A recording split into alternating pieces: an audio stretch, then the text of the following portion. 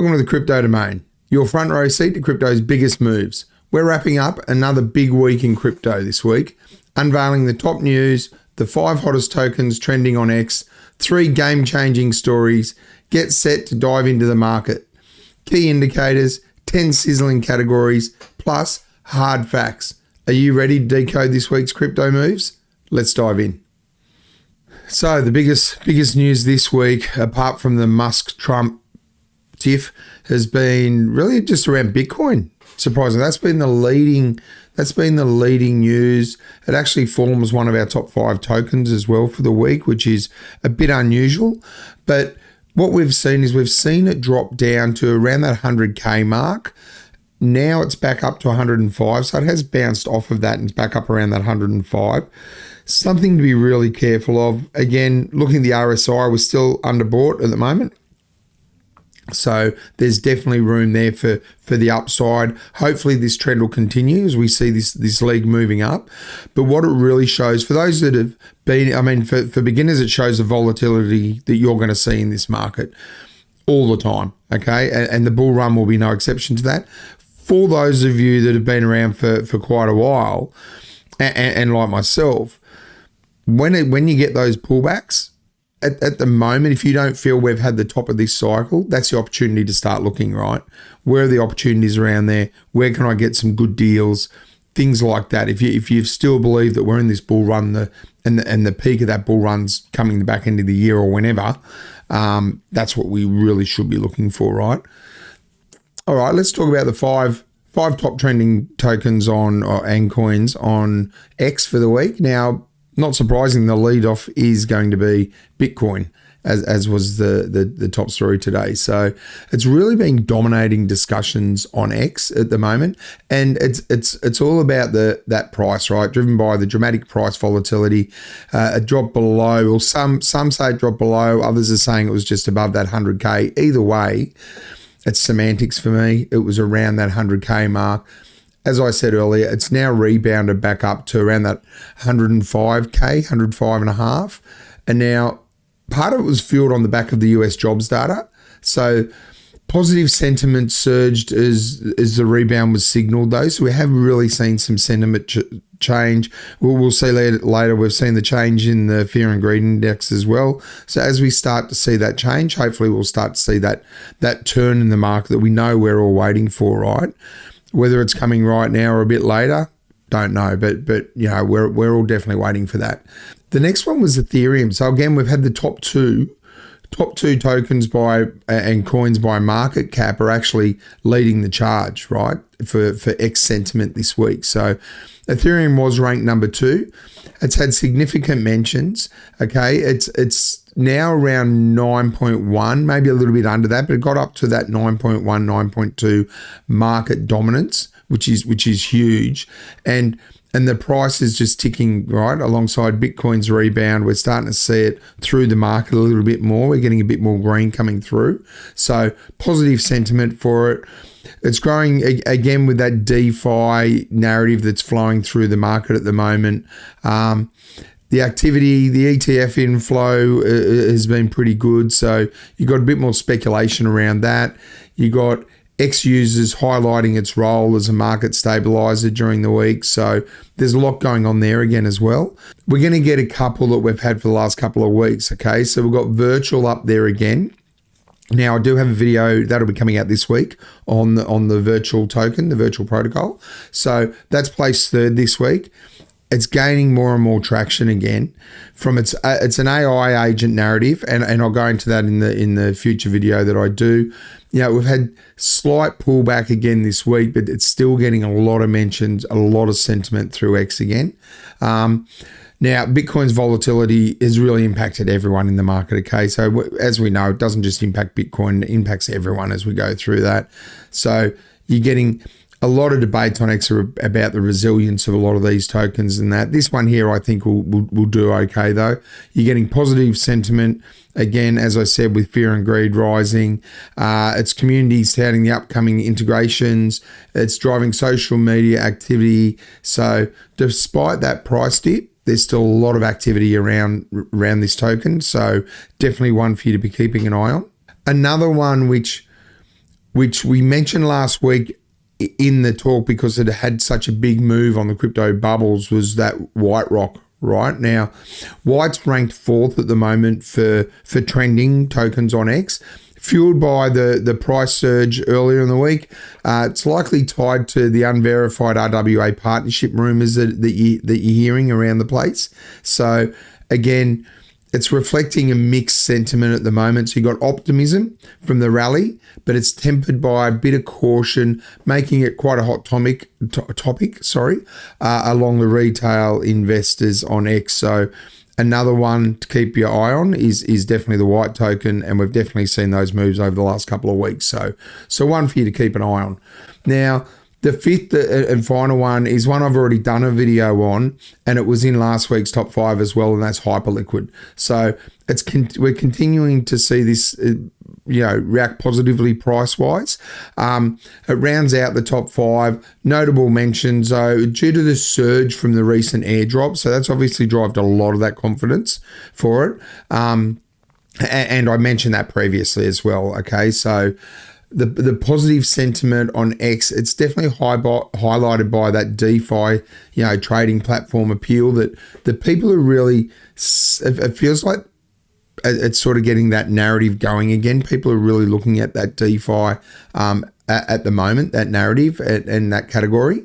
So that's one to keep an eye on. If you're looking for a DeFi play, this could be the play for you. So definitely keep an eye on Hyperliquid. There's still plenty of room for the whole market, right? So although it's now a high ranking token, there's still a lot of room for these tokens to run. So do your own research, but definitely one for you to be keeping your eye on as well, okay? Okay, let's move on to the three big news articles for the week. So first up, we've got Circle's IPO. Now, the shares on launch, they increased like 167% or something like that. That was early in the week. Now, the USDC issuer had a market cap around that time of about 18 billion. Now, that's on its New York Stock Exchange debut, so that's pretty big, right? That's really signaling a robust institutional demand for this type of thing. We know that BlackRock had like a 10% stake, which is massive. It boosts the DeFi liquidity, but it raises concerns and a bit of a concentration risk, I think, for investors to think about when you're getting that much invested from one party. Now, the original IPO price was $31.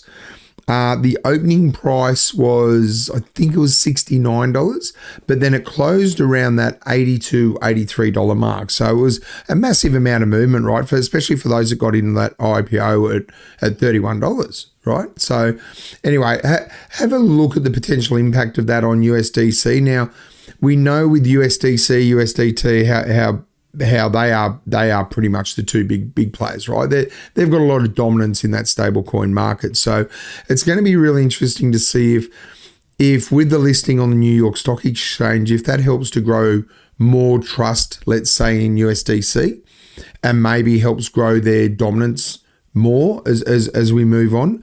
It's going to be interesting to see. Obviously, with a lot of these companies now looking to list on the stock exchange, you had Coinbase obviously ages ago. You've got Circle doing it now. Like, are we now going to see things like Kraken and MetaMask and whatever? Is that going to start to come? You've had Genesis. So they've just applied for an IPO. So that's another big one. The Winklevoss twins. So, I feel like this could be starting a trend, and we're going to see more and more of this. And realistically, it's a way that people can then invest in crypto without actually buying the underlying assets themselves, right? So it's like buying strategy stock, I guess. So it is another option for people to get into crypto without actually having to buy the asset, self-custody, all those things. And you've got the ETFs and that, but it's just another investment vehicle for people to get in. Now, the next one was Alex Protocol. So they had the hack. Now that's a Bitcoin layer 2 right? So again, it's another DeFi. So we're hearing a bit about DeFi. There's a bit of that DeFi theme as we go on at the moment. Now, they suffered an $8.3 million hack. That was on June the 6th. Now, it does expose a bit of their security vulnerabilities, obviously, but overall, these hacks are continuing to show that the emerging blockchain solutions do have security vulnerabilities that we need to be thinking about when we do these investments and do what we can to protect our investments. Now, the vulnerability was in the protocol's self-listing logic, apparently. Now, it allowed the attackers to steal 8 million STX tokens, 149,000 USDC, USDT, and 2.8 wrapped Bitcoin. Now, it does mark, the concerning thing for me is it marks actually the second major exploitation of this protocol in the last year. So they had one in May. So only last month they had one. And now we're getting another one. The good news, though, is the Alex Labs, they're promised to fully reimburse in USDC any of the claims handled through them. And the on-chain processing should be wrapping up this week, I think it is. So again, that's good news that they're going to reimburse those funds. But I'd feel better if these hacks weren't happening at all. So anyway, that's another one. The last one I want to cover is, and I have mentioned it before, is the FTX, right? So they've initiated that $5 billion payout. I think it was initiated on, I think it was May 30th. If memory serves me. Now, the distribution's rolling out over this week or has rolled out over the week, so that's going to restore some confidence. But I think I mentioned in one of my earlier videos is it really sparks a debate, right? Because they're getting repayments based on, it was late 2022 valuation. I actually think it was like November, around that time. So you'll get some renewed trust maybe coming through, but reality is, the people are getting 10 to 25% of the current value of their holdings, okay? Now, the payments are split like .com customers, they're getting 72% of their claims back. US customers are getting 54%. And convenience claims are like 120% back. General and digital loan claims, they're going to be about 61%. But it's still that, like, you're getting 10 to 25% of your original crypto's current worth back, which without knowing the full ins and outs of it, it just doesn't on the surface, it doesn't pass a sniff test to me. It really doesn't seem fair. But look, one of the things that will be interesting is, you know, obviously it's a reminder of the central exchange failures and how they can, or hacks even, not just failures, and how they can impact you and how they can impact your portfolio. So just be really aware, right? Not your keys, not your crypto. If you have the ability to, always store your crypto on a cold wallet. Worst case, put it on a hot wallet like MetaMask or something like that, but get it off the exchanges, okay? Now, I understand people might have small amounts and the costs and that, so I get that, or you'll leave stuff on exchanges for trading or because you are moving stuff in and out a little bit. So you might have part of it on there, but the stuff that you're not trading or you don't need on there, store it in a cold wallet, hot wallet, worst case. Everyone can get access to those. There's ones for every chain. So just really, if you're just coming in, the exchanges are great to get in because they're easy, right? Easy onboarding from your bank account to the exchange. Pretty easy to use, user-friendly. Your next step is really get on YouTube, do some research. How do the wallets use? How do you set up a wallet? How to store your seed phrase, never give it to anyone, all those things, how to transfer funds, check your transferring address, maybe do a small amount as a transfer before you transfer like a test transaction, those sorts of things. But really, it's the next step in your education in crypto is really being able to move off the exchanges onto your own wallets so you're holding it. So that's definitely something you need to be looking at. Okay, so let's have a look at the markets. We can see at the moment the market cap's at 3.4 trillion. You've got 60 billion. Again, this is over the weekend, and this video, sorry, I've been feeling unwell, so this video is a day later than it normally would be, but you do get lower volumes as well on Sunday, so part of it may be driven by that. The dominance is still above 61, so 61.5. Now, I know that did go a bit above that in the last few days as well, so maybe it's coming back a little bit. Your Ethereum, as I said, it has dropped a little bit below the 9.1 where it was. It's now at 8.9, still high. Again, Bitcoin's still high. We expect to see that come down. If we look down here, again, we're looking at the weekly here, so we can see here Bitcoin is at 101. Now, what we do know is Bitcoin, we did have that drop here where it was down near 100, says that they're saying 100, and I understand there'll be exchanges or whatever that have different, might have dropped a bit below or wick below or whatever, but look, the message is we did have that fall down near 100. We've come back up in that 106, 105k range, so let's see how that holds.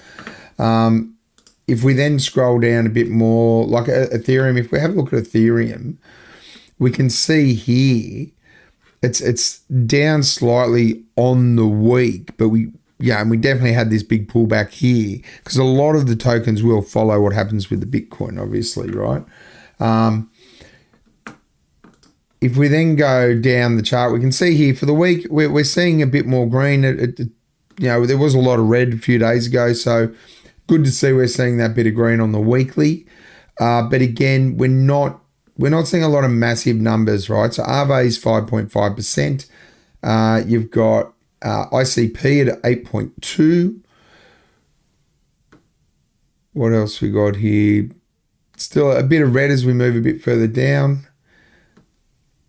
Injective 8.8.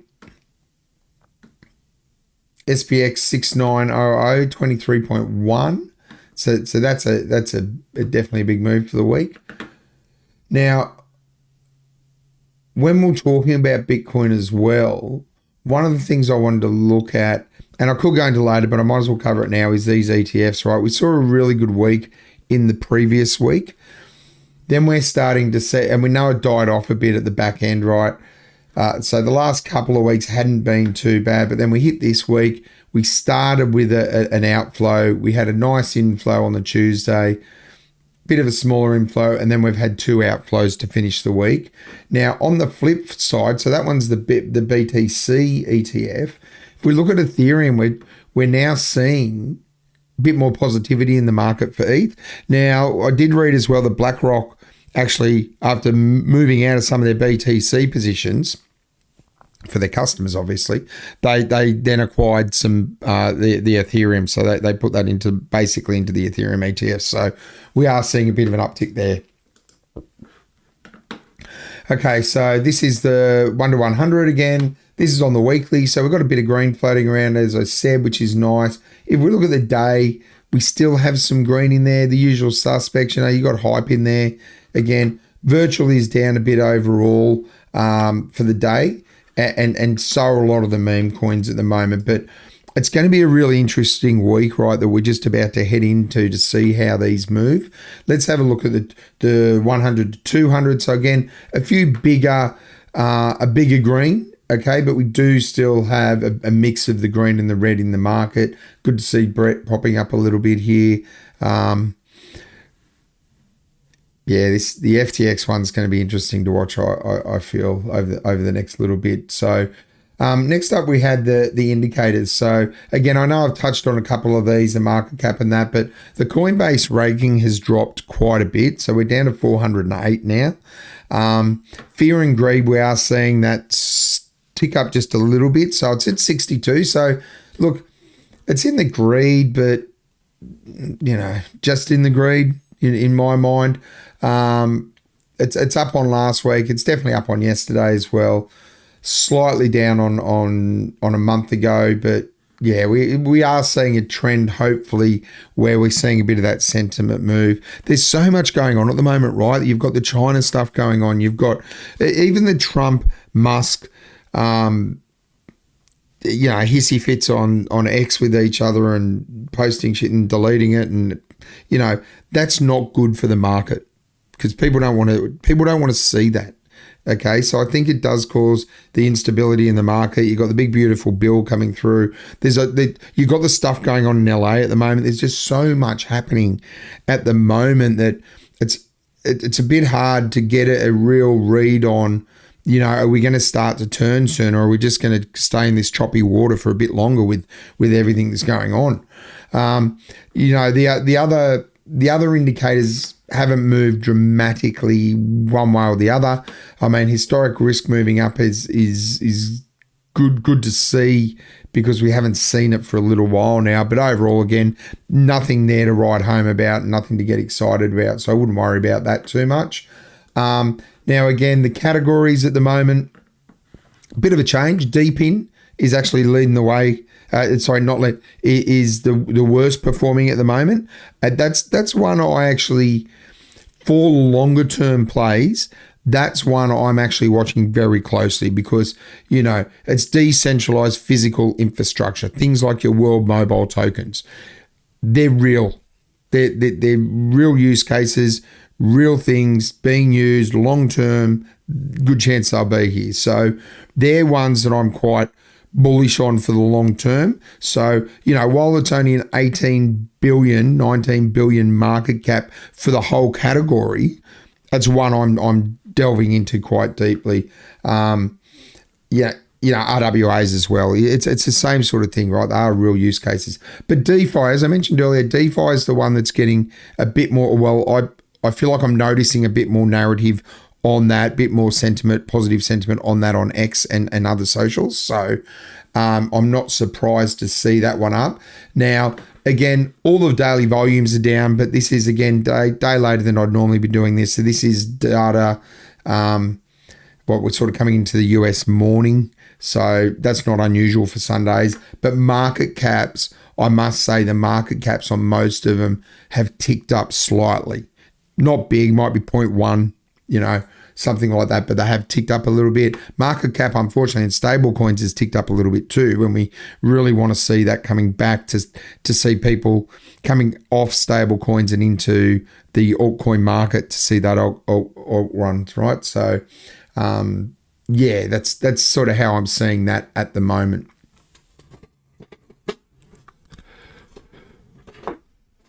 But look, overall, again, it's been a choppy week. There is a lot going on. Okay, so there is a real lot going on, and it's really hard for me to read at the moment what the next. I mean, we have a few announcements, and that's still to be coming out over the next. What day do we say next week? I think we'll have some stuff coming out.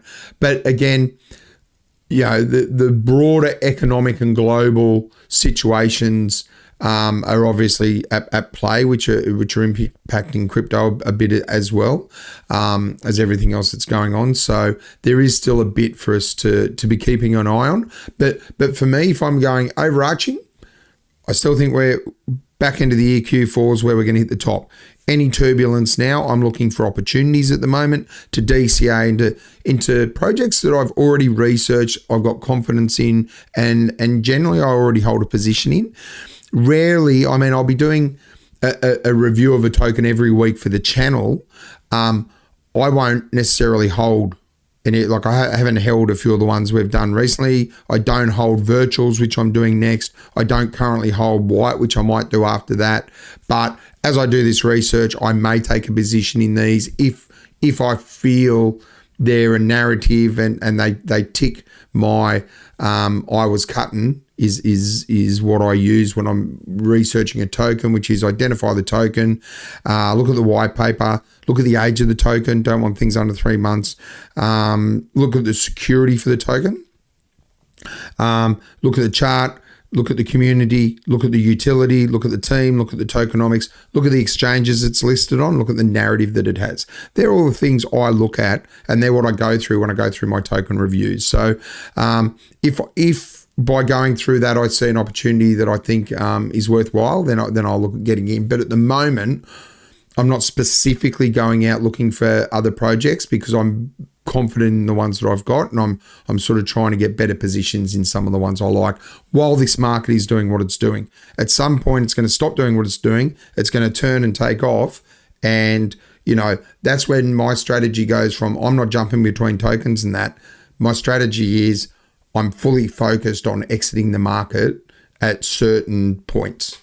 I won't be buying more on the way up. I will be setting positions to exit the market is my plan. Look, this week we've explored, the massive crypto landscape that it is. We've looked at the Bitcoin, how it stole the spotlight. We've looked at the 5 trending tokens on X. So again, BTC, Ethereum, White, Virtual, and Hype. We've looked at a few of the news articles. There's just so much going on at the moment. And honestly, I think just keep your head down, keep focused, research. Don't let your emotions get in the way. Make sure you've got your strategy in place and just stick to that strategy, because that's going to be the most important thing you can do, honestly. And then other than that, if you got value from this video, please hit that like button, smash the subscribe, click the bell notification so you're notified if or when I post my next video. And remember, crypto's an adventure. Get into it. I'll catch you in the next one.